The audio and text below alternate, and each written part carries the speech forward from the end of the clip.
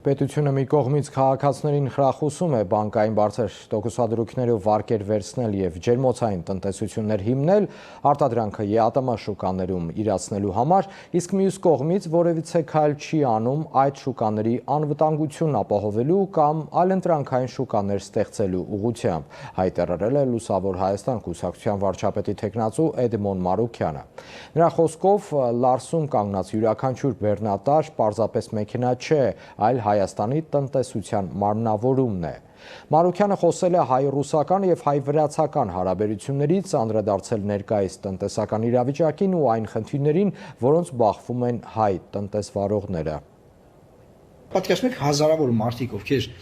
աճեցրել են, բանկերից վարկեր են վերցրել, գրավ են դրել իրանց տունը, այդ ջերմոցային տնտեսությունները, դե ծաղիկը փակվել է, կոնյակներն են ինչ որ փակվում, ջերմուկը փակվել է, էլի ապրանքներ ու ասում եմ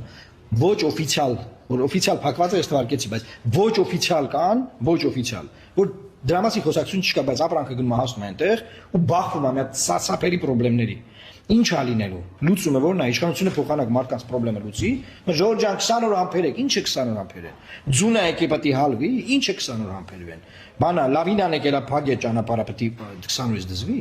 Եվ նաև ստացել եմ հազանգեր, որ ֆունդամենտալ խնդիրներ ունենք արդեն շուրջ մի տարի Վրաստանում։ Սրա մասին ես էլի էի խոսել։